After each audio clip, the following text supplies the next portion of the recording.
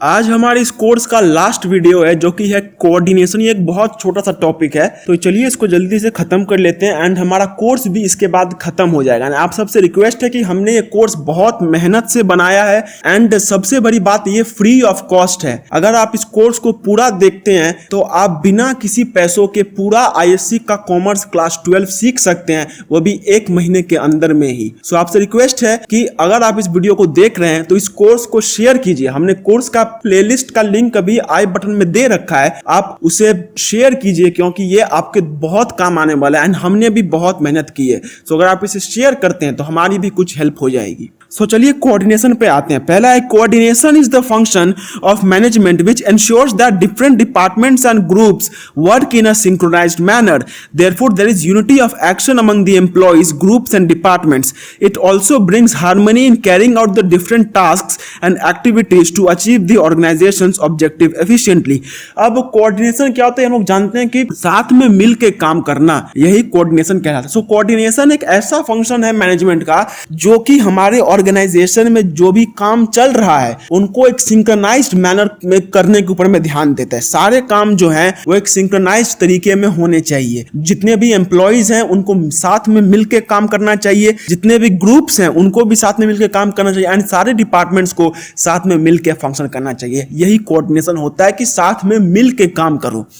इसके बाद होता है coordination as an essence of management. Coordination brings unity of action and integrates different activities of an organisation.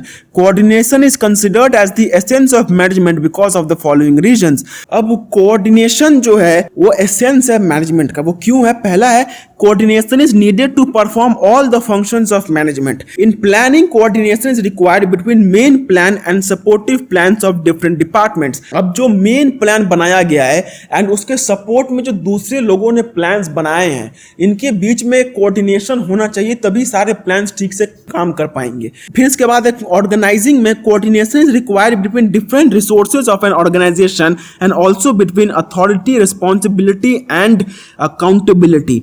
Authority, responsibility, accountability, इसके बीच में भी एक कोऑर्डिनेशन होना चाहिए। मतलब जो आदमी को जितना अथॉरिटी दिया है उसको उसके हिसाब से ही रिस्पॉन्सिबिलिटी एंड अकाउंटेबिलिटी देना होगा। ऐसा ना हो कि हमने किसी पियोन को एक सीईओ का अथॉरिटी दे दिया एंड एक सीईओ का रिस्पॉन्सिबिलिटी दे दिया। नहीं, जिसको जितना अथॉरिटी मिला है, जितना रिस्पॉन्सिबिलिटी मिला है, जितना अकाउंटेबिलिटी मिला है, वो सब एक सिंक्रोनाइज्ड मैनर में होना चाहिए। फिर in staffing coordination is required between skill of a person and job assigned to him, between efficiency and compensation. अब स्टाफिंग में भी एक आदमी को जो काम दिया गया है एंड उसका जो स्किल्स है, उन दोनों में भी कोऑर्डिनेशन होना चाहिए। अगर कोऑर्डिनेशन नहीं होगा तो फिर ये तो कोई काम का नहीं होगा। कोई आदमी बहुत कम स्किल्ड है फिर भी उसको बहुत बड़ा काम दे दिया तो वो तो काम कभी कर नहीं पाएगा। उसके बाद in directing function coordination is required between superior and subordinates, between orders, instructions, guidelines and suggestion. Directing में भी जो सुपीरियर एंड सबऑर्डिनेट्स हैं उनको भी एक कोऑर्डिनेटेड मैनर में काम करना चाहिए, क्योंकि अगर वो लोग कोऑर्डिनेशन के साथ काम नहीं करते हैं तो फिर तो काम ठीक से नहीं हो पाएगा। अगर सबऑर्डिनेट्स जो हैं वो कोऑर्डिनेशन के बजाय अपने सुपीरियर्स के साथ झगड़ा करते हैं तो फिर वो काम किस तरीके से होगा? So coordination is very important in directing also. In controlling function coordination is required between standards and actual performance. अब जो स्टैंडर्ड्स हैं एंड जो एक्चुअल परफॉर्मेंस है उनके बीच में भी तो कोऑर्डिनेशन होना चाहिए। जो स्टैंडर्ड्स रखे गए थे उसके हिसाब से ही एक्चुअल परफॉर्मेंस होना चाहिए। अब अगर कंट्रोलिंग में हमने स्टैंडर्ड बहुत हाई रख दिया एंड एक्चुअल परफॉर्मेंस उसके आसपास भी नहीं हुआ तो कोऑर्डिनेशन ही नहीं होगा, तो फिर वो क्या फायदा? फिर coordination is required at all the levels. Top level requires coordination to integrate all the activities of organisation and lead the efforts of all the individuals in one common direction.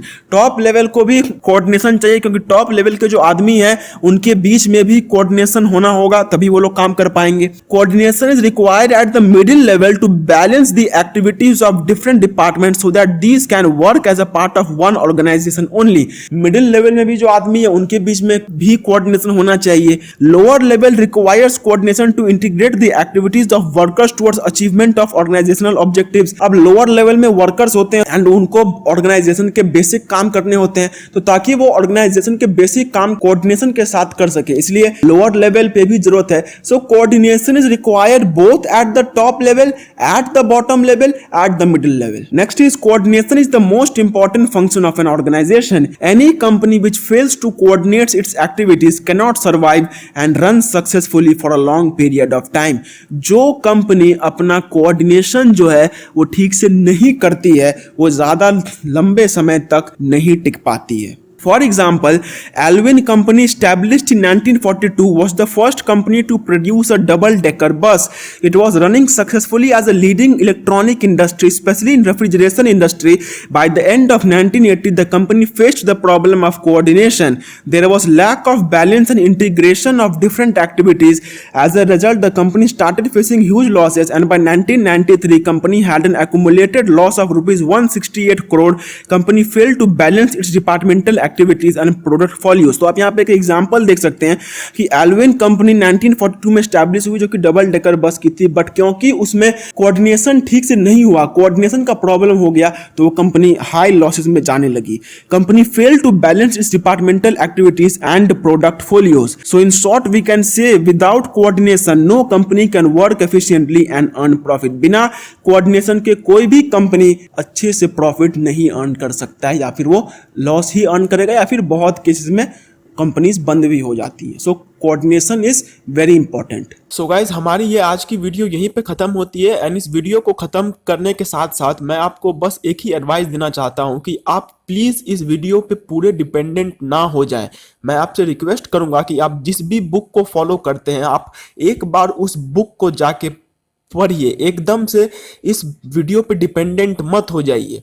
And अगर ये video को आप exam के समय में देख रहे हैं then I request you not to take this video as the only source जिससे कि आप एग्जाम में अच्छे मार्क्स स्कोर कर पाए. आप प्लीज जाके अपने कोई भी टेक्स्ट बुक हो उसे अच्छे से पढ़िए. तो गाइस आशा करता हूं कि ये वीडियो आपके लिए हेल्पफुल रही होगी, और अगर ये वीडियो आपके लिए थोड़ी सी भी हेल्पफुल रही होगी तो प्लीज इस वीडियो को एक बार लाइक जरूर कर दीजिए. और अगर आप ऐसे वीडियोस और भी फ्यूचर में देखना चाहते हैं तो चैनल को सब्सक्राइब करके बेल आइकन को जरूर प्रेस कर लीजिए.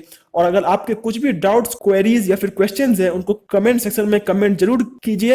एंड अगर आपके कुछ ऐसे दोस्त हैं जो कि इससे कुछ हेल्प पा सकते हैं तो इन ये वीडियो आप उनको भी प्लीज जरूर शेयर कर दीजिएगा. तब तक के लिए do take very good care of yourselves and bye bye and जय हिंद.